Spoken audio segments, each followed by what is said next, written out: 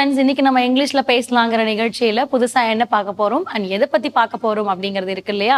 So அதுக்கு முன்னாடி recall பண்ணிடலாம். ஸோ ரீகால் நினைவூட்டலுங்கிறது ரொம்ப முக்கியமான விஷயம். இதுக்காக இப்போ நம்ம ப்ரெசென்ட்டா பார்க்க போற சென்டென்சஸ் என்னவோ டென்சஸ் என்னவோ அது நமக்கு கிக் ஸ்டார்ட் பண்ண மாதிரி இருக்கும் இல்லையா? ஸோ நம்ம எதை பத்தி பார்த்துட்டு இருக்கோம்? டென்சஸ், காலங்கள் இல்லையா? ஸோ அந்த காலங்கள்லையுமே நமக்கு 12 கேட்டகரிஸ் இருக்கு. ஒவ்வொரு காலங்களும் ஒவ்வொரு அர்த்தங்களையும் நமக்கு கொடுத்துக்கிட்டே இருக்கும். எந்த இடத்துல எப்படி பேசலாம் அப்படிங்கிற ஒரு விஷயத்தையும் நமக்கு தெரியப்படுத்தும் இல்லையா? ஸோ அதுதான் ரொம்ப முக்கியமான ஒண்ணு. ஸோ அப்போ அந்த டென்சஸ் அப்படின்னு வரும்போது எதர் சிம்பிள் ப்ரெசென்டா, சிம்பிள் பாஸ்டா, இல்லை சிம்பிள் ஃபியூச்சரா, அப்படி ஒவ்வொன்றுத்தையும் என்ன பண்ணிட்டே இருக்கும், எக்ஸ்பிளனேஷன்ஸ் கொடுத்துக்கிட்டே இருக்கும். ஸோ அது நமக்கு டென்சஸ் கேட்டகரியில வருது. ஸோ நமக்கு நம்ம எக்ஸ்க்ளூசிவா இந்த கேட்டகரியில எதை பார்க்குறோம்னா ஃபியூச்சர் பர்ஃபெக்ட் டென்ஸ் அப்படிங்கிறதா. அதாவது ஃபியூச்சர்ல வரக்கூடிய விஷயங்கள், இவங்க இதை பண்ணியிருப்பாங்க, இதை செய்திருப்பார்கள் அப்படிங்கிற இடத்துக்கு நமக்கு தேவை இருக்கு இல்லையா? ஸோ இப்படி பண்ணியிருக்கலாம், செய்திருக்கலாம், பேசியிருக்கலாம்னு சொல்றது தான் நம்ம ஃபியூச்சர் பர்ஃபெக்ட். அதுலயுமே நம்ம எக்ஸ்க்ளூசிவா பாசிட்டிவ் சென்டென்சஸை பத்தி எழுதிக்கிட்டு இருக்கோம் இல்லையா? சரி, நான் பாசிட்டிவ் நீங்க எழுத ப்ராக்டிஸ் பண்ண ஆப்வியஸா உங்களுக்கு என்ன ப்ராக்டிஸ் ஆயிடும், நெகட்டிவும் ப்ராக்டிஸ் ஆயிடும். ஸோ அதுல ஒரு சின்ன ஒரு இன்ட் அப்படி, அதாவது நாட் அப்படிங்கறத மட்டும் தான் நம்ம அப்ளை பண்ண போறோம் இல்லையா? Okay fine. இப்போ நீங்க என்ன சென்டென்ஸா இருந்தாலும் யாரு ரொம்ப முக்கியமான ரோல் பிளே பண்றாங்க, ஆக்ஷன், செயல் இல்லையா? செயல் வந்து நமக்கு என்ன செயல் வேணும், அந்த செயலுமே V1லயா V2லயா, அதாவது ப்ரெசென்ட்லயா பாஸ்ட்லயா இல்ல பாஸ்ட் பார்ட்டிசிபிளா அப்படிங்கறத சொல்லணும். அண்ட் அந்த செயல் யாரை குறிக்கணும், அப்போ ஒரு சப்ஜெக்ட் தேவை.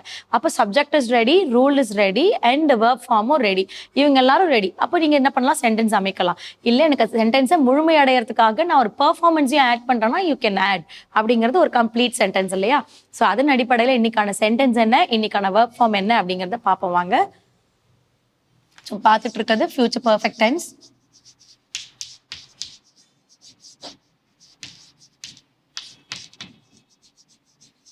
ஸோ இதுல வந்து பாசிட்டிவ் சென்டென்சஸ் பார்த்துட்டு இருக்கோம்.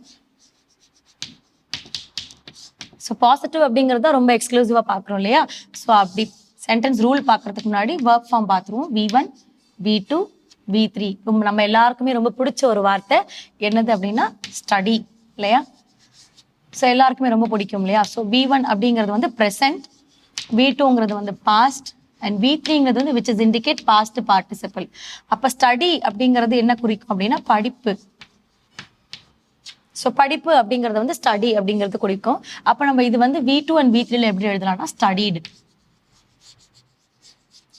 ஸோ இன்ஸ்டெட் ஆஃப் ஒய்க்கு பதிலாக IED ஆட் பண்ணுவோம், ஸ்டடிடுன்னு சொல்லிட்டு. ஸோ அப்போ இதுக்கு என்ன சொல்லுவோம் அப்படின்னா V2ல வரும்போது படித்தார். இது வந்து எங்க சொல்லுவோம்னா V2ல சொல்லுவோம். இதுவே இதே ஸ்டடிட வந்து V3ல எப்படி சொல்லுவோம்னா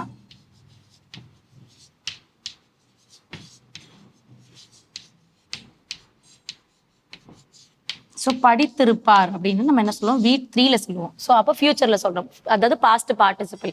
படிப்பு, படித்தார், படித்திருப்பார். ஸோ அப்போ என்ன பண்றோம், V1, V2, V3 அப்படிங்கிற ஒரு கேட்டகரைஸை நம்ம பண்ணியாச்சு. So V1. ஸோ அப்போ நமக்கு வெர்ப் ஃபார்ம் ரெடி ஆயிடுச்சு இல்லையா? இப்போ நம்ம என்ன பண்ண போறோம், இந்த வெர்ப் ஃபார்மை சப்ஜெக்டோட ரிலேட் பண்ண போறோம். அப்போ நம்ம கிட்ட என்னெல்லாம் சப்ஜெக்ட்ஸ் இருக்கு? So I, we, you, he, she, it, they. So இவங்கெல்லாம் நம்ம கிட்ட என்ன இருக்காங்க, சப்ஜெக்ட் அப்படிங்கிற ஒரு ரோல்ல இருக்காங்க. அப்போ subject is ready, verb form is ready. அதுக்கு அடுத்தது ஃபியூச்சர் பர்ஃபெக்ட் டென்ஸோடைய ரூல். ஸோ ரூல்னு எடுக்கும் போது என்ன பண்றாங்க அப்படின்னா நமக்கு இந்த பர்ஃபெக்ட் டென்ஸோடைய ரூல் வந்து வில் ஹாவ் இல்லையா? Will have. ஸோ இது கூட நம்ம என்ன பண்றோம், V3 அப்படிங்கறத நம்ம ஆட் பண்றோம். ஸோ நான் ஏற்கனவே சொன்ன டென்ஸ், நீங்க என்ன டென்ஸ் யூஸ் பண்றீங்களோ அந்த டென்ஸுக்கு ஏற்ற மாதிரி நம்ம வெர்ப் ஃபார்ம் ஆட் பண்ணோன்னு. ஸோ நம்ம ஃபியூச்சர் பர்ஃபெக்ட் டென்ஸுங்கிறதுனால V3 அண்ட் பாஸ்ட் பார்ட்டிசிபிள் நம்ம யூஸ் பண்றோம். ஸோ அப்போ நம்ம ரூல் ரெடி ஆயிடுச்சு இல்லையா? இப்போ சென்டென்ஸ் எழுதலாம். ஸோ சப்ஜெக்ட் ஏதாவது ஒரு சப்ஜெக்ட் வந்து எழுதிக்கலாம். அப்போ they will have. So they will have studied. V3 வந்து ஸ்டடிடு இல்லையா?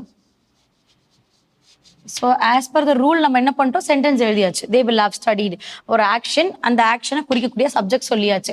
சரி, தே வில் ஹாவ் ஸ்டடிட்னா அவர்கள் படித்திருப்பார்கள் அப்படிங்கிறது சொல்லியாச்சு. என்ன பண்ணியிருப்பாங்க அப்படிங்கிறது நீங்க ஃபில் பண்ண நினைக்கிறீங்கன்னா நீங்க பண்ணலாம். இப்போ they will have studied a lot அப்படின்னு கொடுக்குறேன். நீங்க they will have studied a book, they will have studied a poem, அந்த மாதிரி நீங்க சொல்லிக்கலாம். ஸோ அப்போ they will have studied a lot அப்படிங்கிற லாட்னாவே என்ன நிறைய இல்லையா? ஸோ அப்போ இது எப்படி எழுதலாம் அப்படின்னா தேங்கிறது எப்பவுமே விச் இஸ் இண்டிகேட் அவர்கள் இல்லையா? லாட் அப்படிங்கறத செகண்ட் ஸ்டேட்ல வரும் இல்லையா? ஸோ அவர்கள் நிறைய. ஸோ அப்புறம் வில் ஹாவ் ஸ்டடிட், அவர்கள் நிறைய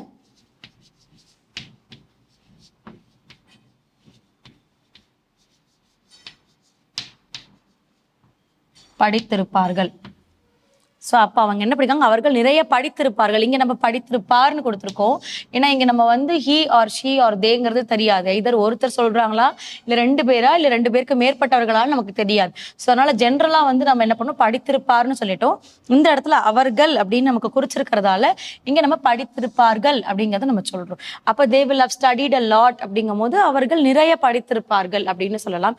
இதே இடத்துல வந்து நீங்க வேற ஏதாவது நீங்க சொல்றீங்க, ஒரு ரிடில் சொல்றீங்க அப்படின்னா கூட இங்க அவங்க சொல்லலாம், அவர்கள் புதிர்களை படித்திருப்பார்கள் அப்படின்னு சொல்லலாம். நீங்க என்ன இங்க ஃபில் பண்றீங்களோ அதுக்கான வேர்ட் வந்து உங்களுக்கு சென்டென்ஸ் அதுக்கு ஏத்த மாதிரி உங்களுக்கு மாறிட்டு வரும்.